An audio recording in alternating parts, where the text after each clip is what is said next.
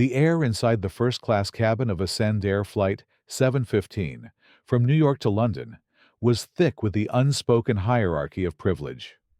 The soft hum of the engines and the faint scent of lavender-infused towels did little to mask the tension brewing in row 2. Dr. Eleanor Montgomery, a renowned epidemiologist with a quiet intensity, had spent years navigating spaces where she was often the only black woman in the room. At 54, her presence commanded respect. Her locks neatly coiled her sharp eyes, missing nothing. She'd booked seat 2B months ago, a small luxury before a grueling conference in London. As she settled in, a man in a wrinkled Armani suit, Bradley Whitmore, as she'd soon learn, loomed over her. "You'll need to move," he said, gesturing to his colleague in 2A. "We've got a client presentation to prep." His tone left no room for debate. Eleanor lowered her noise-canceling headphones, her voice steady. "This is my seat." Bradley's jaw tightened. "Look, this merger is worth billions. Surely you understand." The subtext hung in the air like a storm cloud. "You don't belong here." What happened next was a masterclass in quiet defiance. Eleanor didn't raise her voice. Instead, she reached into her bag and slid a business card across the tray table. Dr. Eleanor Montgomery, CDC Advisory Board. It read. Bradley's face paled. The flight attendant, sensing disaster, intervened. But it was too late. Eleanor's phone was already recording her tweet draft loaded. "Funny how urgent business only matters when it's your comfort at stake. First-class problems." By the time the plane taxied back to the gate, thanks to Bradley's very public meltdown, the hashtag was trending. The airline's PR team scrambled. Eleanor, meanwhile, sipped her tea, the ghost of a smile playing on her lips. Sometimes the most powerful statements weren't made with shouts, but with the unshakable weight of silence. And the internet, it never forgot. Bradley's face twisted into something ugly, his voice rising just enough for the surrounding passengers to hear. "You're being unreasonable," he spat, emphasizing the word like it was a verdict. His colleague Ashley shrunk into her seat, her fingers nervously tapping her laptop. "Bradley, please," she started, but he bulldozed over her. "No, this is first class. There's a certain decorum." His eyes flicked over Eleanor's blazer, her locks, as if searching for proof she didn't belong. Brenda, the flight attendant, exhaled sharply through her nose, her customer service mask slipping. "Ma'am," she said, leaning in too close, "we can assist you to another seat if you're confused about your boarding pass." The implication was clear. "You must have made a mistake." Eleanor's fingers tightened around her armrest. Then, from across the aisle, an unexpected voice cut through the tension. "I think the only person confused here is him." A silver-haired man in a navy suit nodded toward Bradley. "That seat's hers. I watched her board." Bradley scoffed. "Oh, so now we've got a committee." But the damage was done. Other passengers were murmuring, phones subtly angled toward the scene. Brenda's cheeks flushed. Eleanor seized the moment. "Tell me," she said, locking eyes with Bradley, her voice razor calm. "If I were a white man in this seat, would you still be negotiating?" The cabin went dead silent. Then a ding. The fasten seatbelt sign lit up. Brenda scrambled to retreat. "Sir, please take your seat," she ordered Bradley, her tone suddenly firm. He hesitated, his jaw working, but the weight of the stairs around him was too much.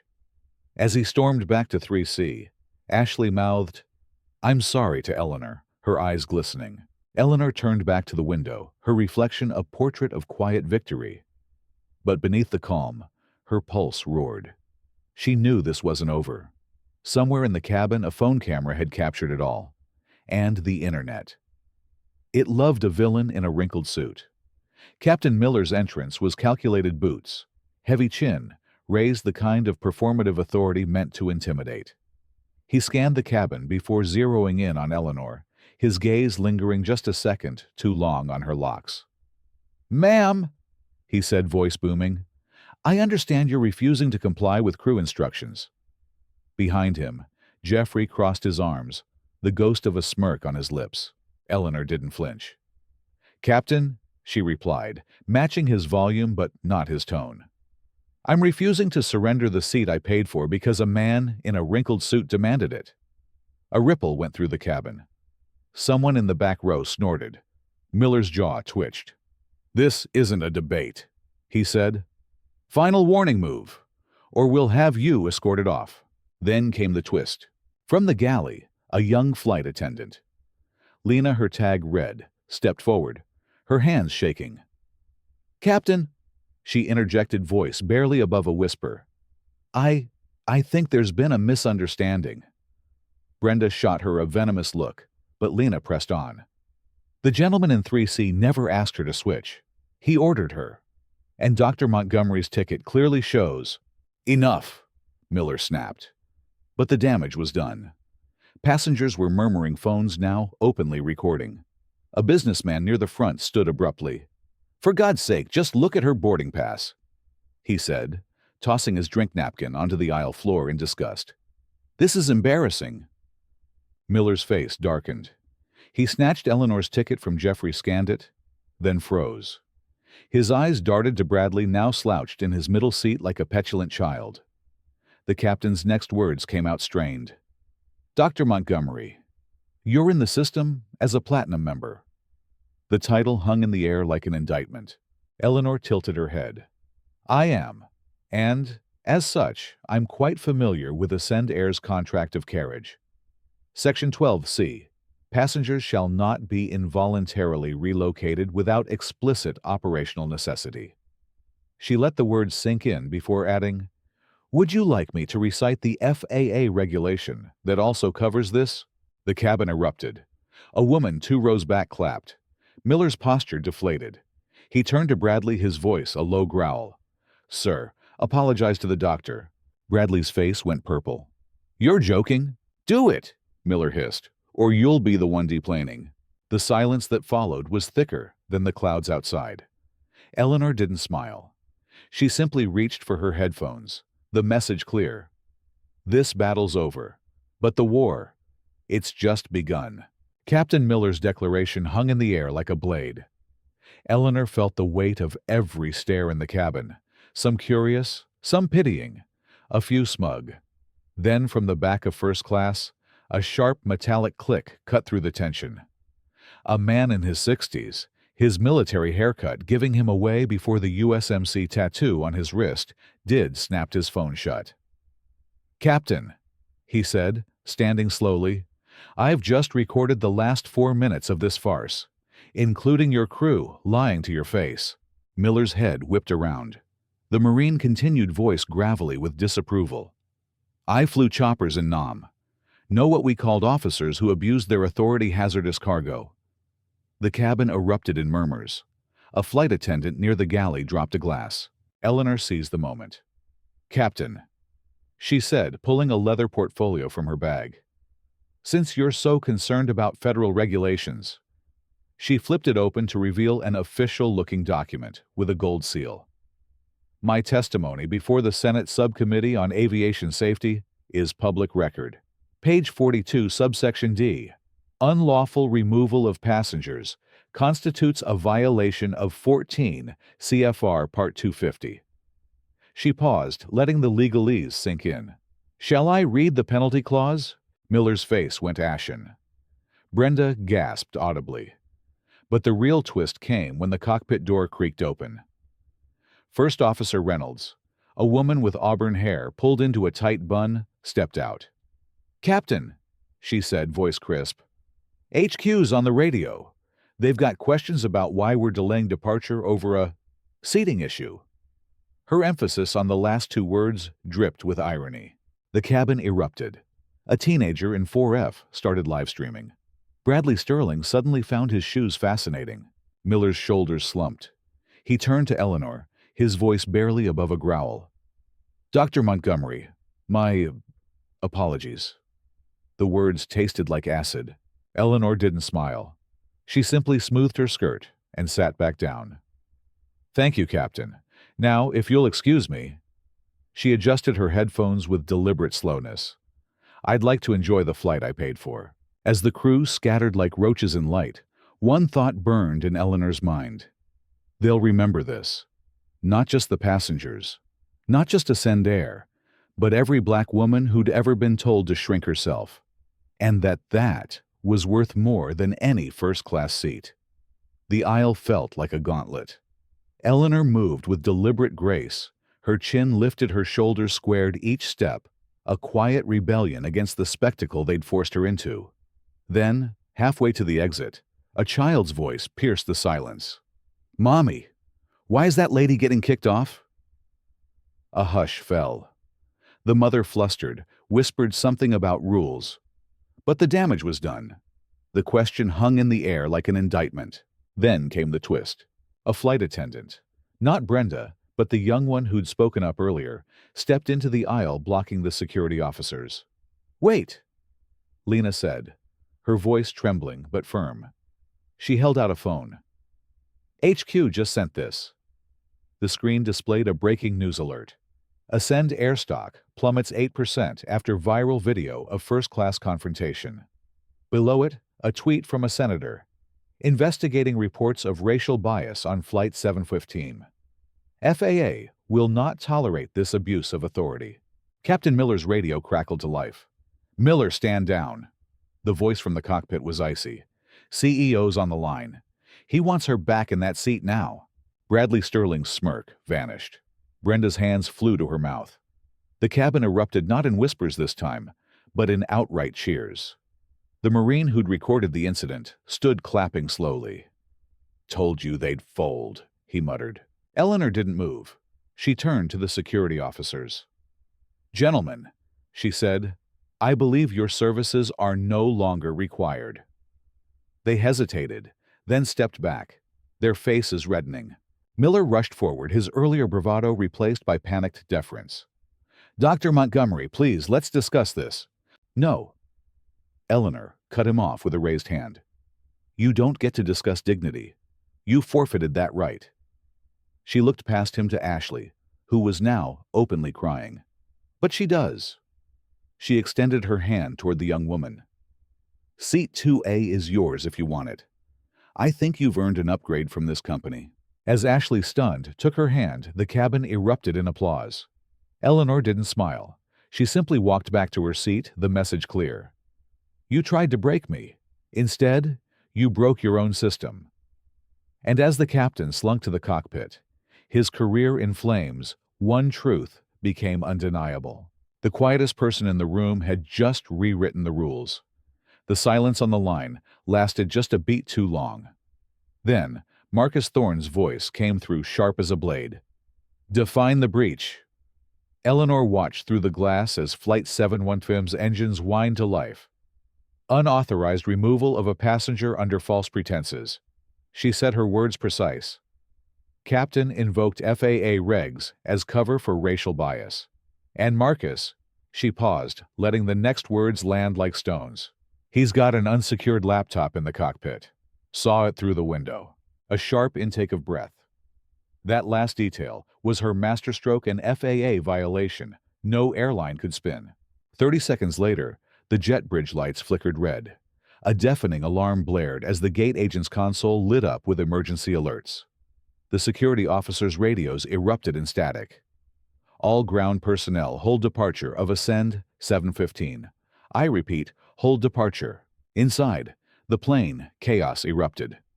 Captain Miller's head snapped up as the cockpit door flew open.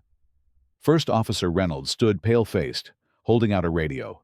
"Sir, JFK Tower is ordering us back to the gate. Immediately." On the tarmac, Eleanor watched as a fleet of vehicles came screaming toward the aircraft safety inspectors, in neon vests airport police, even a black SUV with federal plates. Marcus had mobilized an entire army in under 2 minutes. The security officers beside her stiffened as her phone buzzed. A text from Marcus. "CNN just picked up the story. Board wants Miller's head on a platter. You good?" Eleanor didn't reply. She was too busy watching Chadwick Sterling's face press against a cabin window, his expression morphing from confusion to outright terror as armed agents boarded the plane. Then came the twist no one expected. The young flight attendant, Lena, burst onto the jet bridge clutching a tablet. "Dr. Montgomery," she shouted over the sirens. "Brenda's trying to delete the cockpit voice recordings." She thrust the device forward, revealing a live feed of Brenda frantically tampering with the black box interface. Eleanor took the tablet, her smile glacial. "Marcus," she said into her phone, "add evidence tampering to your list." As the aircraft door reopened, Captain Miller emerged in handcuffs, his epaulets stripped off mid-walk. Eleanor met his gaze, and did something she rarely ever did in professional settings. She waved. The message was clear. "You thought this ended when I left the plane. But honey, that was just the opening act." The Airbus A380's engines wind down abruptly as emergency vehicles surrounded it, their strobe lights painting the tarmac in pulses of red. Inside the terminal, passengers at nearby gates pressed against the windows, phones raised. Eleanor could hear the distant wail of news helicopters approaching. Then her phone buzzed a text from an unlisted number, "FAA Administrator on line 2. He wants you live on CNN in 20. She almost laughed. They were scrambling to control the narrative, but it was too late. The story had already taken flight without them. Through the jet bridge glass, she watched First Officer Reynolds throw open the cockpit door, her mouth moving in silent shouts as federal agents swarmed the cabin. Captain Miller's face, visible through the windshield, had gone ashen. Brenda was being escorted off the plane in tears, her hands cuffed behind her back, not for the seat incident, but for the damning tablet footage of her tampering with evidence. Marcus's voice crackled through her phone again. "Serafina, we've got a problem. The CEO of Ascend Air is en route. He's bringing—" "I know exactly what he's bringing." Eleanor interrupted, watching a black Mercedes speed across the tarmac. "Damage control lawyers, and a blank check." She adjusted her blazer, the same one she'd folded so meticulously minutes ago. "Tell him to save his money. I don't want a settlement. I want policy change, starting with mandatory bias training for every crew member at every U.S. carrier." A new voice cut in female authoritative patching through from the control tower. "Dr. Montgomery, this is Deputy FAA Administrator Cho. We're grounding Miller's entire crew pending investigation. But there's something else." A pause. "The passenger who took your seat. He's on 3 corporate boards. One of them oversees Ascend Air's government contracts." Eleanor's smile was knife-sharp. "How unfortunate for him." She glanced at her watch. "Marcus, have your team check the cockpit voice recorder. I'd bet my MIT diploma Miller mentioned that merger mid-argument." As the words left her mouth, a roar went up from the terminal. CNN had just flashed a headline, "FAA freezes Ascend Air's 2B defense contract pending review." The plane's door reopened not for Eleanor, but for Chadwick Sterling, now being marched off by federal agents. His $1,000 shoes scuffed the jet bridge as he passed her, his cuffs gleaming in the fluorescent light. Eleanor didn't gloat. She simply picked up her bag and walked toward the terminal where a dozen reporters waited. The quietest woman on the plane had just become the loudest voice in the room, and the aviation industry would never be the same. The unmistakable black SUVs of the FAA Enforcement Division screeching to a halt at Gate C-34. Miller's stomach dropped as 6 agents in windbreakers emerged, their badges glinting under the runway lights. His first officer sucked in a sharp breath. "Jesus, Bob, did we miss a maintenance log?" But Miller knew better. This wasn't about paperwork. Outside, Eleanor watched as the lead agent, a tall black woman with a no-nonsense ponytail, marched toward the jet bridge. Their eyes met through the glass, and the woman gave a nearly imperceptible nod. Recognition. Solidarity. Marcus's voice crackled through Eleanor's phone one last time. "Sarah, the Secretary of Transportation, is on the line. She wants to discuss making your bias training proposal mandatory industry-wide by next quarter." The security officers beside Eleanor physically recoiled. One actually crossed himself. Inside the cockpit, Miller's radio erupted with the worst sound a captain can hear, the digital chime of an incoming ACARS message from corporate headquarters. The screen flashed red. "Captain Robert Miller, relieved of command. Effective immediately. All operational authority. Transferred to First Officer David Chen." First Officer Chen's hands froze over the controls. "What did you do?" he whispered. Miller didn't answer. He was too busy watching through the windshield as Brenda and Jeffrey were paraded past media cameras in handcuffs, their uniforms stripped of insignia. The CNN helicopter zoomed in on the A380's door, reopening not for passengers, but for federal agents carrying evidence bags. Then came the twist that would dominate headlines for weeks. A baggage handler came sprinting onto the tarmac waving his arms. The agent stopped, listened, then suddenly diverted toward the cargo hold. Moments later, they emerged with Chadwick Sterling's briefcase, and the news cameras caught the exact moment a K-9 unit alerted to something inside. Eleanor didn't need to see the cocaine bricks to know what would happen next. She simply turned toward the terminal where a bank of microphones awaited. The system had tried to bury her. Now she held the shovel, and the whole world was watching. The air in the first-class cabin turned electric as Marcus Thorne's words settled over the passengers like a thunderclap. A businessman in 4C dropped his whiskey. Ashley Chadwick's junior colleague stood up abruptly, her chair clattering to the floor. Marcus continued, his voice cutting through the silence like a blade. "Captain, you didn't just violate FAA regulations today. You violated the law Dr. Washington herself wrote after 9/11 to prevent exactly this kind of abuse of power." He held up a tablet, displaying a live CNN feed. The hashtag #FlyingWhileBlack was trending nationwide. Then came the twist no one anticipated. A teenage girl in row 3 suddenly blurted out, "My dad's a congressman." She thrust her phone forward, showing a just-released statement. "House Transportation Committee launching immediate hearings into airline discrimination." The cabin erupted in gasps. Chadwick Sterling made a strangled noise. His hand flew to his pocket, then froze as 2 federal agents materialized at his row. "Mr. Sterling," one said coolly, "we have questions about your laptop." The unspoken threat hung in the air. "We know what you were really working on." Brenda collapsed into a jump seat, her perfect updo unraveling. "I didn't know," she whispered hoarsely. "I swear I didn't." "Oh, you knew," Eleanor said softly, finally breaking her silence. She reached into her blazer and produced a small silver badge, the FAA auditor's credential she deliberately kept hidden. "You saw a black woman and assumed I didn't belong. That's exactly what you knew." Captain Miller's knees actually buckled. He caught himself on a seatback, his epaulets suddenly looking like they weighed 1,000 pounds. "Dr. Washington, if I had realized—" "That's the point, Captain." Eleanor's voice could have frozen jet fuel. "You shouldn't need my credentials to treat someone with basic dignity." As the agents began removing Miller's wings right there in the aisle, First Officer Chen stepped forward and, in full view of every passenger and camera phone, handed Eleanor his business card. "Dr. Washington," he said loudly, "I'd be honored if you'd consider mentoring our new diversity task force." The standing ovation started in row 7 and swept forward like a wave.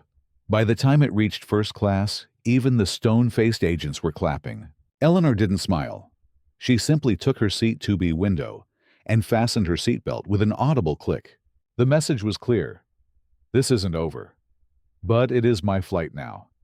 The operations center hummed with the quiet intensity of a crisis in motion. Monitors displayed real-time data streams, FAA alerts, airline stock tickers, nose-diving social media analytics spiking with the Sendair scandal. Eleanor sat at the center of the storm, her fingers steepled under the fluorescent lights, as Marcus debriefed a room full of stone-faced officials. Then came the moment that would make industry history. The door burst open, revealing a red-faced Sendair CEO, flanked by lawyers. "Dr. Washington." He began, spreading his hands in a placating gesture. "Let's discuss how we can make this right. You don't get to negotiate decency." Eleanor cut him off. She slid a single sheet of paper across the table, the first page of her proposed Aviation Equality Act, already bearing the signatures of 3 senators. "This is what making it right looks like. Mandatory bias training, passenger Bill of Rights, and," she tapped one final clause, "independent auditors with authority to ground any flight where discrimination occurs." The CEO's mouth opened, then shut. He knew when he'd been checkmated. Outside, the tarmac told its own story. News choppers circled as ground crews towed the now infamous A380 to a remote hangar, its windows dark, its first-class cabin empty. Every Ascend airplane at JFK sat motionless, their delayed status lights blinking in unison like a distress signal. But the real twist came at dawn. As Eleanor exited the terminal, exhausted but upright, she found Ashley waiting by the curb, her Ascend Air lanyard discarded on the pavement. "Dr. Washington," the young woman said, thrusting forward a USB drive. "Brenda kept a log of every passenger complaint she ignored, including mine." Eleanor accepted the drive with a tired smile. Some battles ended in boardrooms. Others began with a single act of courage, from someone who'd been silent too long. The sun rose over a changed aviation landscape, one where the quietest voice in the room could still shake the foundations of power. And as Eleanor slid into a waiting car, her phone buzzed with the first of thousands of messages from black pilots, flight attendants, and passengers across America. They all said the same thing: thank you. The system had tried to clip her wings. Now she was teaching them all how to fly. The interrogation room's fluorescent lights flickered as Jeffrey's facade of professionalism crumbled. Sweat beaded on his forehead when the investigator slid a tablet across the table security footage, showing him whispering to Captain Miller, while pointedly ignoring Eleanor's calm explanations.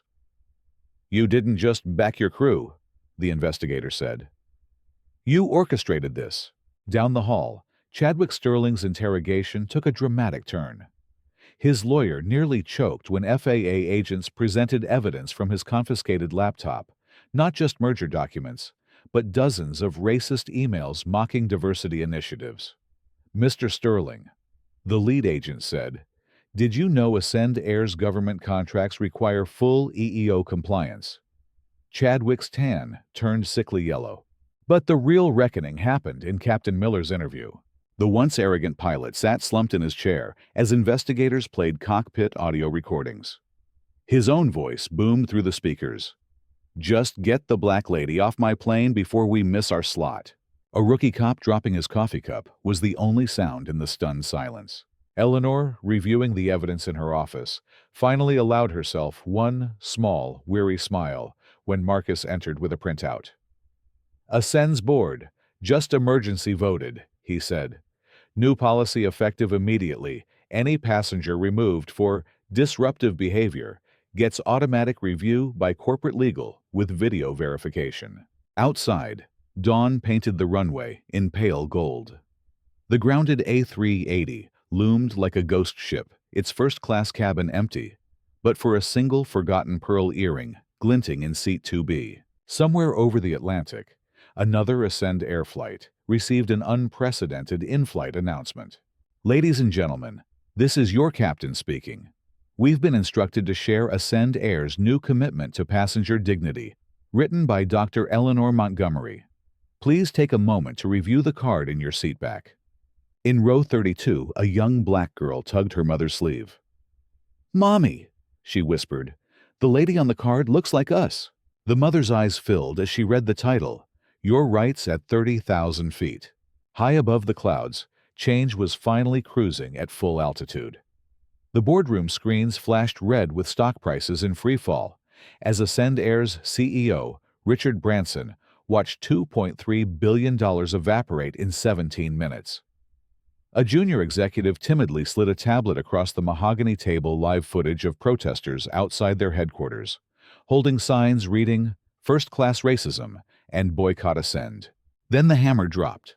"Sir," the general counsel whispered, "the Defense Department just suspended our military transport contracts pending civil rights review."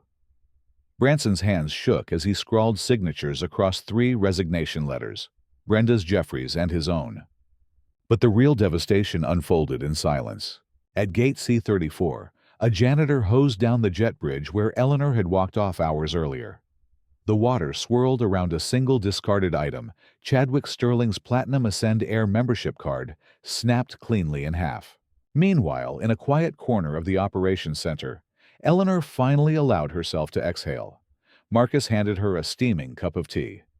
"You know they'll try to rebrand this," he said. "New diversity hires, sensitivity training commercials." Eleanor sipped her tea, watching dawn paint the tarmac gold. "Let them try," she said. "Rebranding doesn't rewrite history." Her phone buzzed a text from Ashley resigned today. HR found 37 ignored complaints about Chadwick. "Want to help me sue?" Eleanor's response was immediate. "Meet me at my lawyer's office. Bring the USB." As the first grounded passengers received apology vouchers in the terminal, something remarkable happened. A group of black flight attendants who'd endured years of microaggressions formed an impromptu honor guard near security. They stood ramrod straight, their uniform scarves knotted like victory ribbons, watching Eleanor walk through the doors. No words were spoken. None were needed. The quietest woman on the plane had just become the loudest voice in aviation history. And as the morning sun hit her face, one truth became undeniable. The skies would never be the same. The elevator doors closed on Chadwick Sterling's career with the same finality as a coffin lid. His last glimpse of Morgenstern's offices was of an intern already removing his nameplate.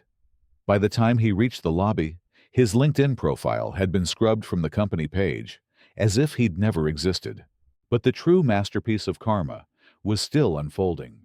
At precisely 11:03 a.m., while Chadwick sat stunned in a taxi, his phone exploded with notifications. The European tech firm had just announced a groundbreaking partnership with Eleanor Montgomery's new diversity consultancy. The press release included a photo of their CEO shaking Eleanor's hand under the headline, "Real leadership looks like this." Meanwhile, in Oklahoma City, Captain Miller's retraining took an unexpected turn.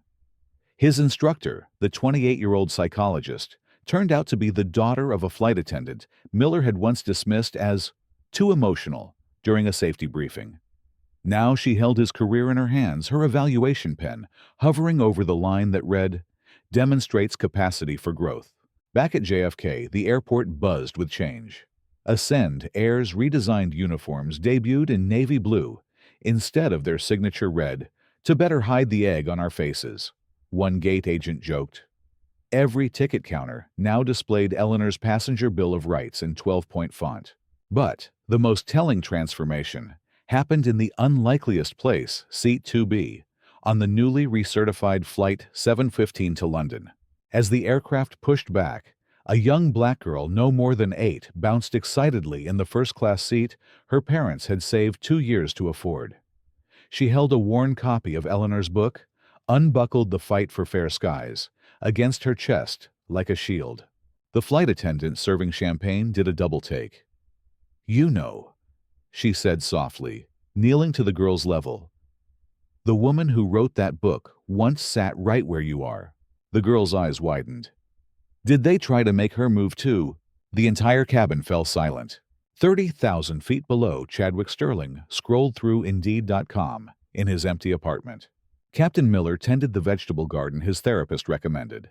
And Eleanor Montgomery.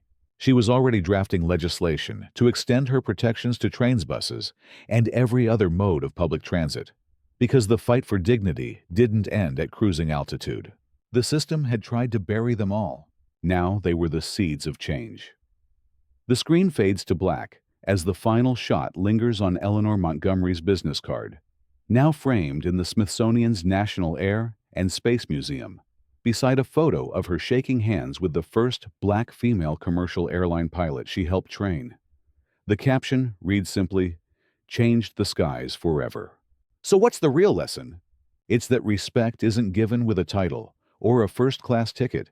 It's built through every small choice we make. When Brenda chose bias over duty, when Jeffrey chose loyalty over truth, when Captain Miller chose authority over wisdom, they didn't just fail Eleanor. They failed the very idea of what flying should represent, that at 30,000 feet, we're all equally human. This story isn't about revenge. It's about repair. The new Ascend Air manuals now include Eleanor's golden rule in bold: assume every passenger belongs exactly where they are.